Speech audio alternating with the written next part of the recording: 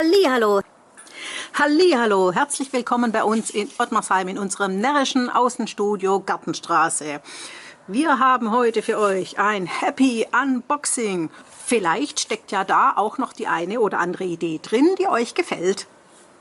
Überraschungspaket. Ich habe was bestellt beim Bäckermeister meines Vertrauens und bin gespannt, was er uns heute eingepackt hat.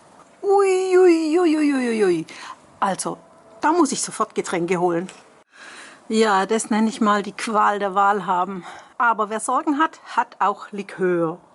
Ich fange mal an mit diesem Muscateller-Likör von der Felsengartenkellerei. Der hat eine wunderschöne goldene Farbe und in der Nase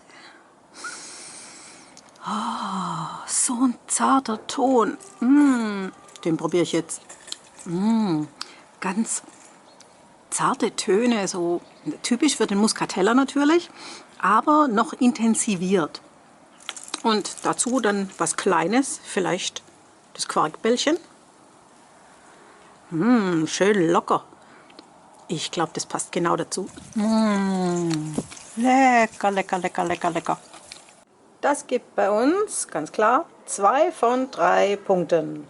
Also den Likör, den könnte ich mir auch sehr lecker vorstellen. Nicht nur pur, sondern auch aufgegossen mit einem leckeren Sekt zu einem schönen Aperitif. Für den Aperitif geben wir einfach mal vom Likörle unter ins Glas und füllen dann mit Sekt auf. Oh, wow, wow, jetzt hast du das Glas verbogen.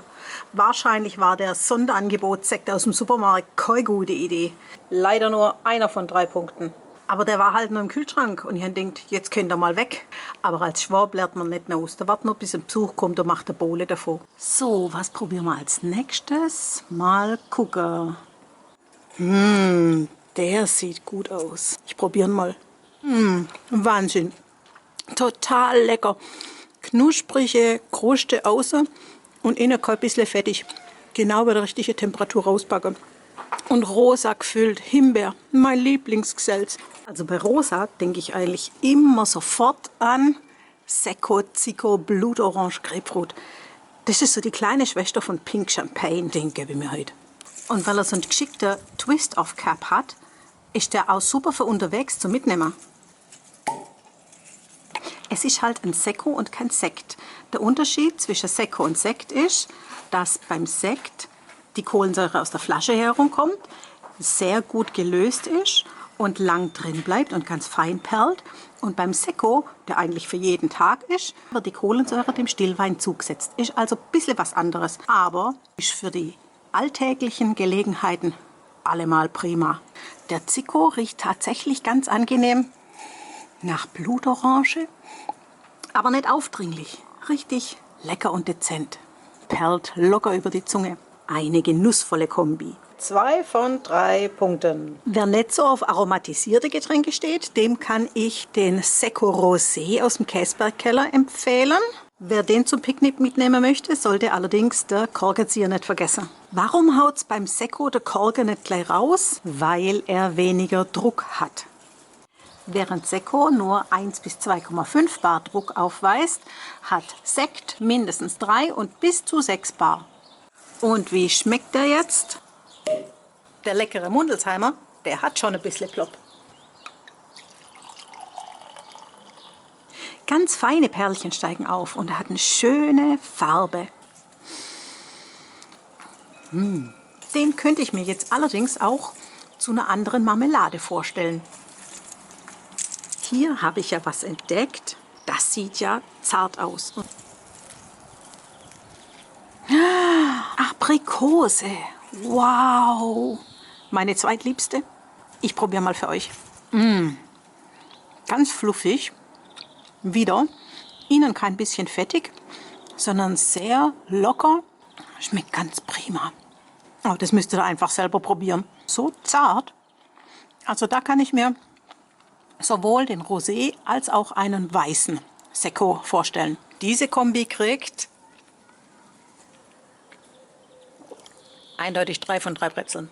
So, und jetzt lacht mich der Apfelkrapfen an. Sieht perfekt nach Rosenmontag aus, gell? Wirkt wie eine Rose. Knusprig, ganz ruhig, aber nicht irgendwie fettig. Total lecker. Und mit Apfelstückchen. Oh, ich weiß, was mir dazu schmecken könnte. Prosecco ist alkoholfrei. Stammt aus der Manufaktur Jörg Geiger. Und da gibt es ganz, ganz viele verschiedene Sorten. Und diese Edition ist eine Kooperation mit den Laufener Weingärtnern und hat unglaublich viele leckere Aromen. Das ist also was man sehr gut degustieren kann. Da sind ganz, ganz viele verschiedene Aromen schmeckbar. Und weil es alkoholfrei ist ideal für Leute, die keinen Alkohol trinken dürfen oder möchten. Dass hier wieder mehr Druck drauf ist, merken wir schon an der Agraff. Die Agraff schützt den Korken und verhindert, dass es den einfach raushauen kann. Gell? Ja, da lassen wir die Korken knallen.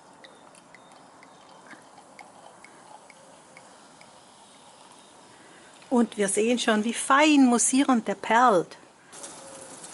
Oh, leckere Aromen. Traube und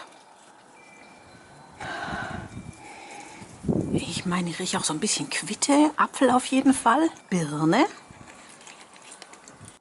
Hier sieht man, wie fein der immer noch mussiert, ne? Und der schmeckt nicht süß. Ich schmecke auch ein bisschen Holunder.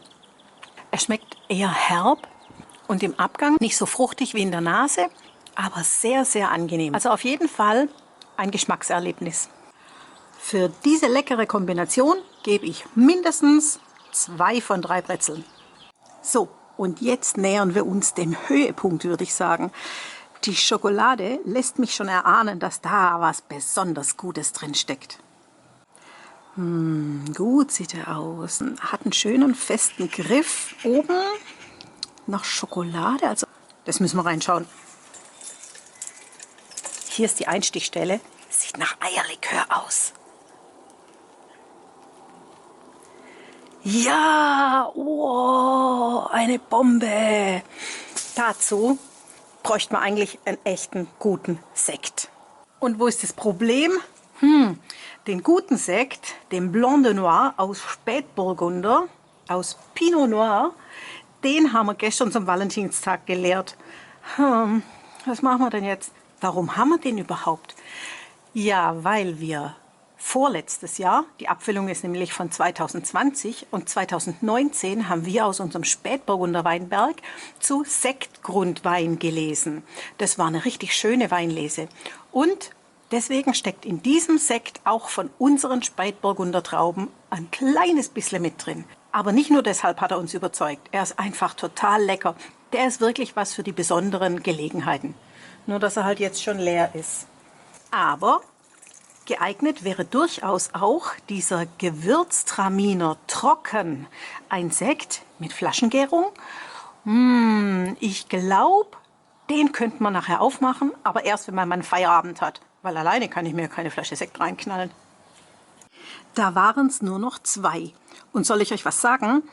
Da lasse ich mich nachher beim Rosenmontagsumzug überraschen, was drin ist und trinke dazu eine gute Tasse Kaffee. Ja, dann habe ich jetzt keine Zeit mehr für euch. Ich hoffe, es hat euch Spaß gemacht. Ich wünsche euch einen schönen Nachmittag. Lasst es euch richtig gut gehen. Corona hin oder her, Genuss kann man auch zu Hause haben. Bleibt gesund. Und bis Mittwoch könnt ihr das schon noch krachen lassen. Ade! Hey Leute, hat's euch gefallen? Dann guckt doch öfter mal in meinen Kanal rein. Oder auf meine Homepage, da hat's ein ganz nettes Programm. Bei uns ist nämlich etwas Butter.